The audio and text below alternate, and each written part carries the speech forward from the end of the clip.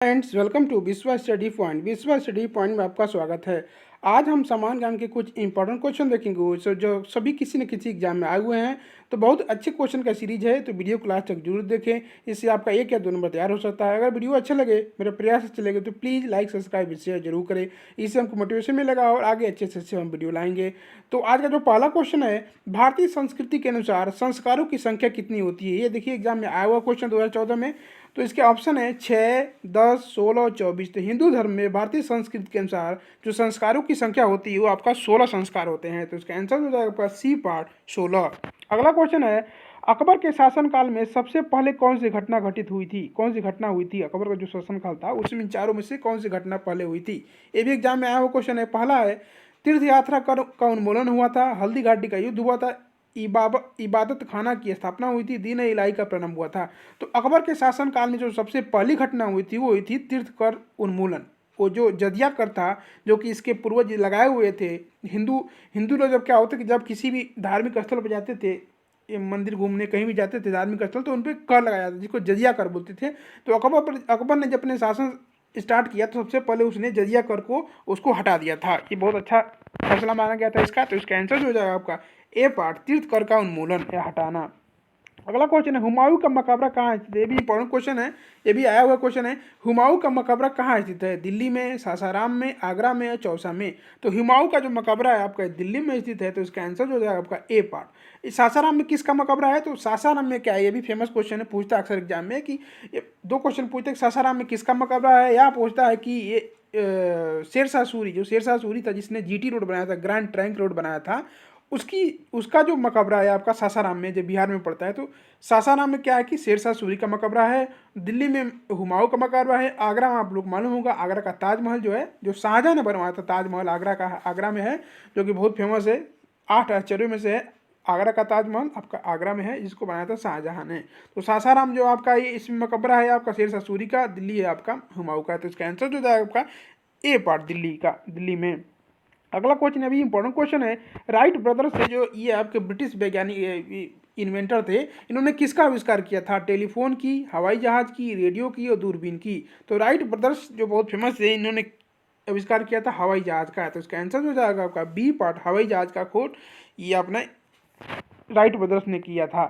अगला क्वेश्चन है, सापेक्षता का सिद्धांत, जिसे इंग्लिश में बोलते हैं थ्योरी ऑफ रिलेटिविटी, जिसे इंग्लिश में बोलते हैं थ्योरी ऑफ रिलेटिविटी या सापेक्षता का सिद्धांत किसने दिया था? न्यूटन ने, जेसी बोस ने, आइंस्टाइन ने और प्लैंक ने?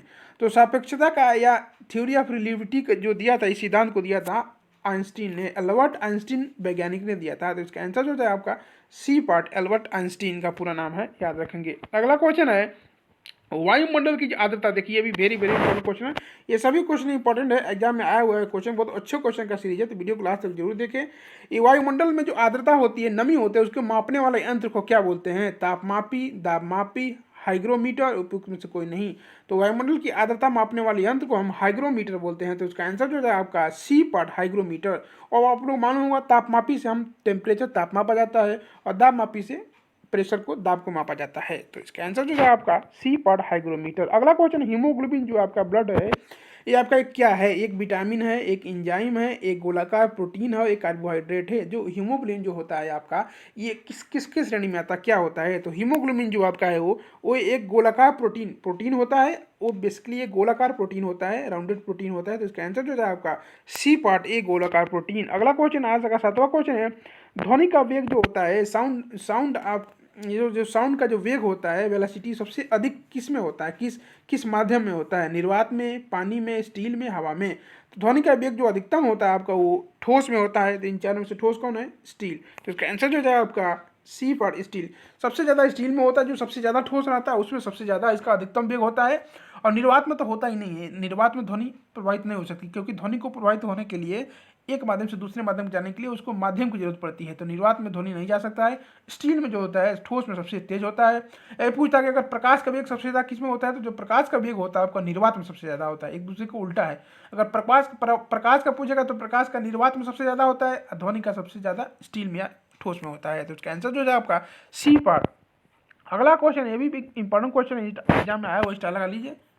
शुष्क बर्फ जिससे बोलते हैं, शुष्क बर्फ किसे बोलते हैं? ठोस कार्बन डाइऑक्साइड को, ठोस हाइड्रोजन पेरोक्साइड को, निर्जलीकृत बर्फ को और 273 केल्विन बर्फ को। तो शुष्क बर्फ जो होता है, ठोस कार्बन डाइऑक्साइड जो होता है आपका, ठोस CO2, बस CO2 में ठोस लग जाएगा तो आपका हो जाएगा शुष्क बर्फ बोलते हैं, जिसके इसका आंसर जो है आपका ए पार्ट, ठोस कार्बन डाइऑक्साइड को हम बोलते हैं शुष्क बर्फ। अगला क्वेश्चन, 9वां क्वेश्चन आज का, लोकसभा और राज्यसभा की संयुक्त बैठक को कौन बुला सकता है? लोकसभा के अध्यक्ष, भारत के राष्ट्रपति, भारत के मुख्य न्यायाधीश और भारत के उपराष्ट्रपति।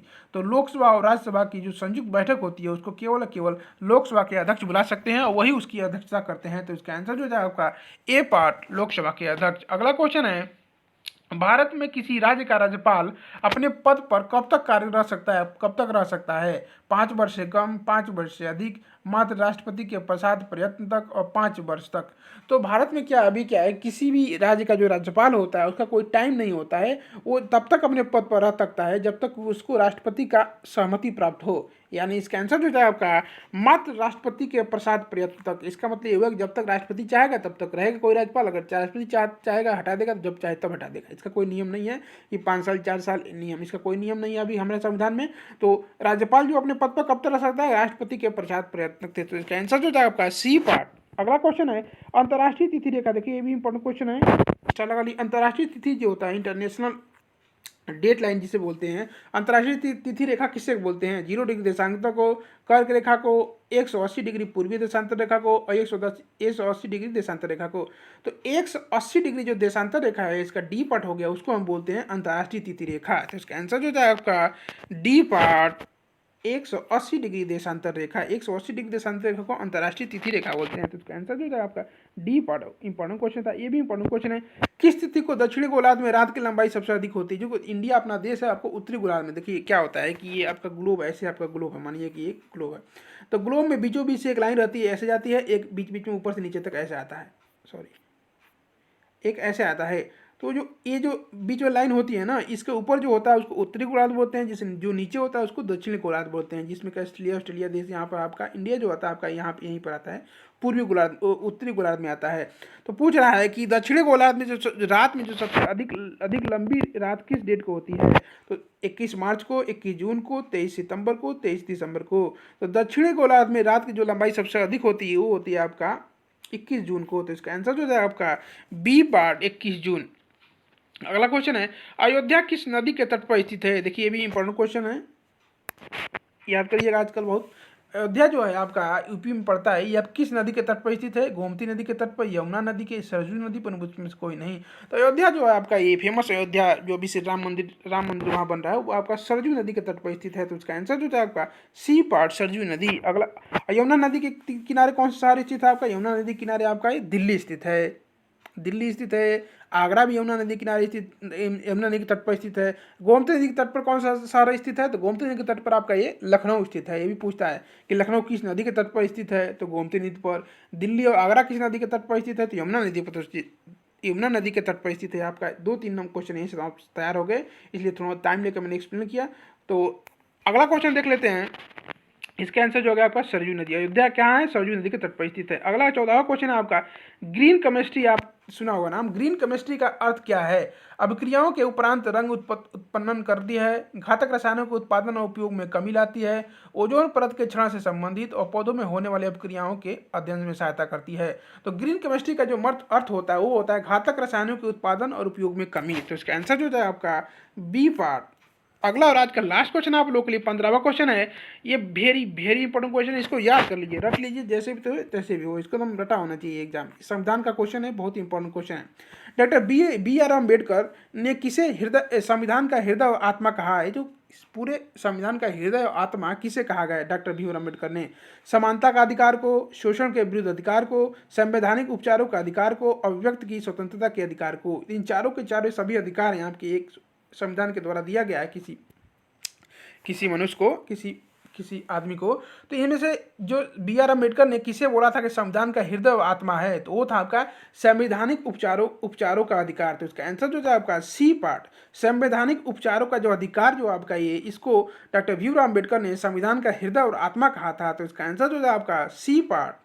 ये इंपॉर्टेंट क्वेश्चन था, आपको याद कर लीजिए इसको, याद होना चाहिए। संवैधानिक उपचारों का अधिकार को बोला था संविधान का हृदय और आत्मा कहते हैं। तो आज 15 क्वेश्चन यही समाप्त। तो आप लोगों के लिए अगर मेरा प्रयास अच्छा लगे, क्वेश्चन अच्छे लगे तो please like, subscribe and share जरूर करें, इससे हमको मोटिवेशन मिलेगा।